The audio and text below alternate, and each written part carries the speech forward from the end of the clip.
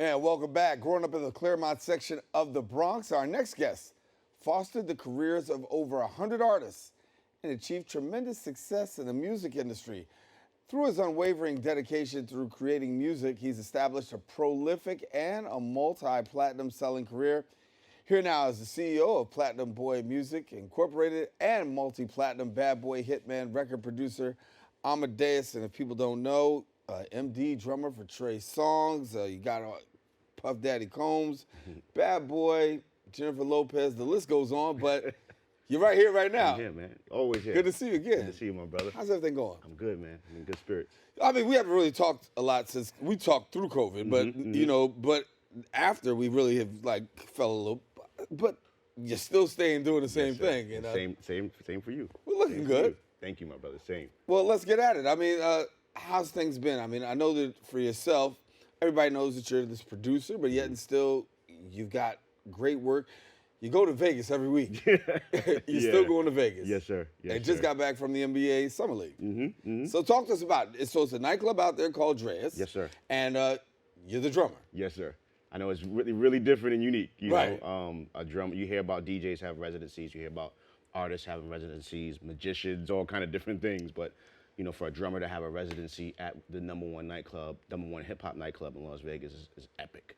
You know, so I'm definitely grateful for that opportunity. Been there for about 7 years now, so it's a great experience, man. I'm still waiting on you to get there. You know, to get there. I'm glad you Hang out said with that. So you got me out the door. All right. So yeah, I'm gonna be there. So when I take the vacation, they know exactly where I am. There it is. Yes, sir. I'm with you. Yes, sir. But for yourself, obviously, it's a great feeling to be doing this for 7 years. But this is just a part of your career. When we talk about the music, you know, you're making music, you're making scores.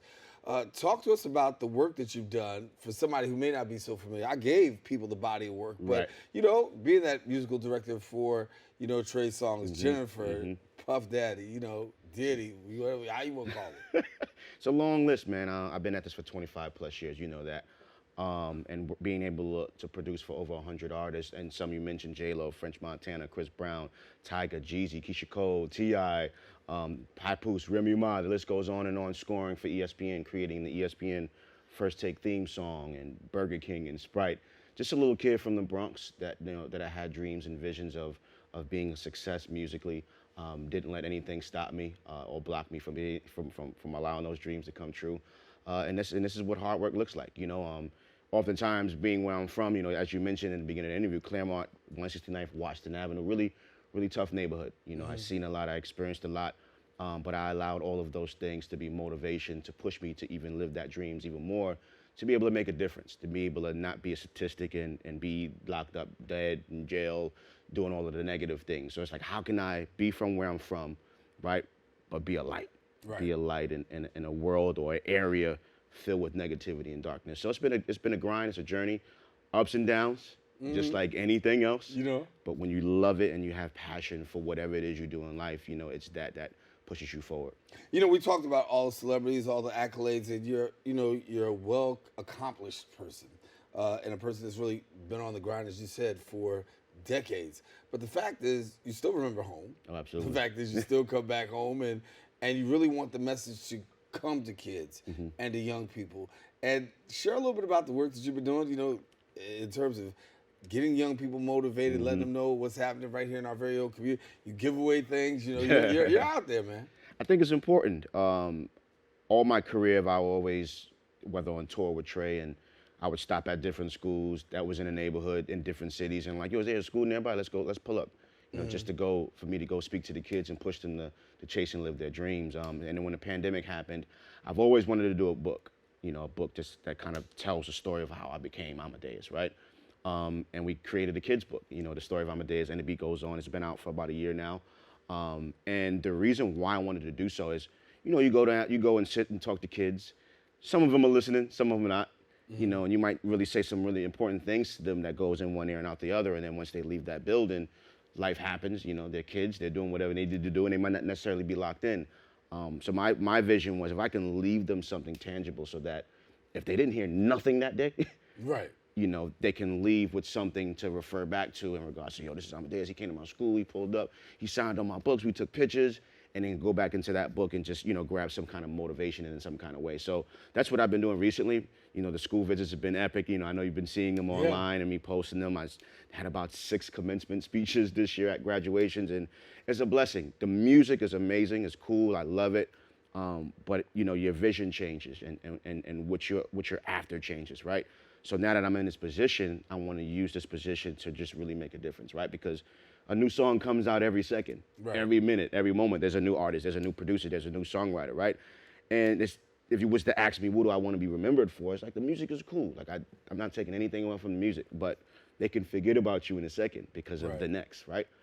But if you make a difference in someone's life, if you push them to live their dreams and you encourage them, to be great at whatever they do, they'll always remember you. You know what I'm saying? So that's the focus for me right now. And you want them to remember you by your work and your works, but it's the body of work that also supports the fact of how you're viewed. Right.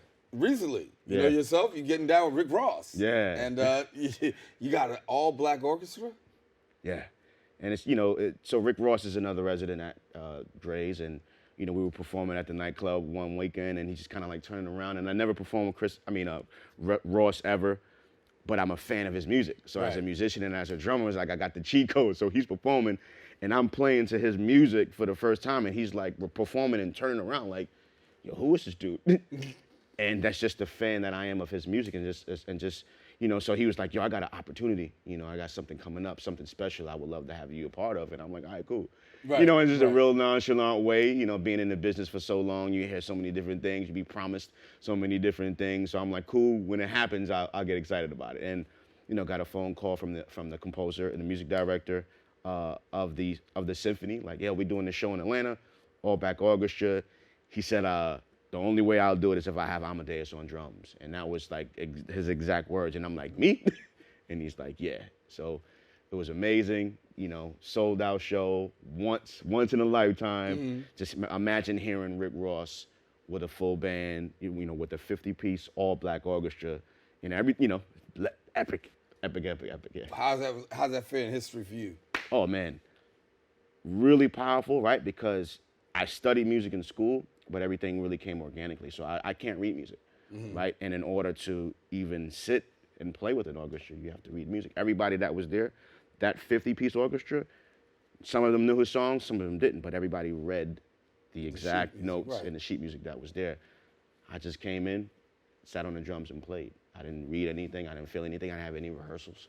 Wow. No, I don't rehearse. Like, I would say practice. Right. More practice? Right. Nah, it's just a feeling, and it's a vibe, and it's something that can't be taught. That's God-given to me. You know what I mean? It's a vibe. You say God-given, I think people don't also recognize, too, that, you started out in the church. Yeah. And we all know Bishop Michelle White. Absolutely. Rest in peace to Bishop. Rest in peace to her. But, yes, sir. So that transition from the secular from the church to secular, how'd that go over? I mean, there's pretty a lot tough. of people. Yeah. Pretty tough. But growing up, I loved hip-hop. My parents knew that. Bishop knew that. I was hip-hop out. Like, I would play hip-hop songs in the church. We'd be shouting music, and I'd try to figure out how we can incorporate a Jay-Z loop. and Bishop knew that. You know what I'm saying? Right. It's what you like and what you listen to doesn't make that the person, make that who you are. So just because I listened to hip hop doesn't mean I wanted to be a drug dealer, or I wanted to stand in corners, or I wanted to bust guns or be in a gang. I just loved the music and what was created and how they put it together. So it was tough, to just be like, okay, Pastor, I want to go on tour with Trey Songz. And she's like, who? Right. Like Trey Songz. And then she looked up Trey Songz and she saw he didn't have no shirt on. And then, he says he invented sex and, different things. It was tough. But she had to, she didn't have to support me, but she did. Yeah. It's my dreams, it's my goal, it's my vision. She taught me all she needed to teach me. My parents taught me and grew me in the way that, morals, values.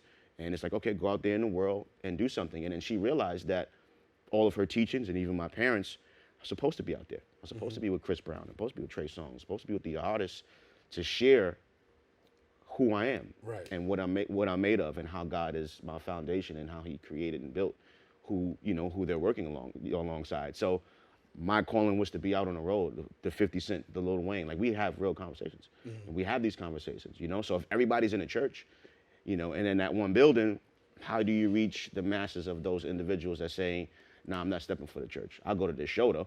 Right. but I'm not stepping foot in church. So that I feel was the calling of my life, that I had to be out in the world to really make a difference. Yeah. So real quickly, what you got coming up that people need to pay attention to? I'm actually, as soon as I leave I'm going to a school. I'm actually doing summer camp, teaching little kids about music. So as soon as I'm done, Right. I'm flying down to the city to do that. But I am now, humbly speaking, Dr. Amadeus. Right. I forget. I Yeah. was going to close out on that one. Yes, sir. So, I'm still taking it in. I was honored with an honorary doctorate in music and music education and entrepreneurship. And I'm still trying to figure that out. And just a little kid from the Bronx, finished high school, Connell Hayes High School, and just followed his dreams. And now to be considered a doctor, honorary doctor is a blessing. Just a little kid from the Bronx, man, from the hood, from the bottom. Hey, listen, you started from the bottom, but you're here. Man, you heard? That's it. You heard?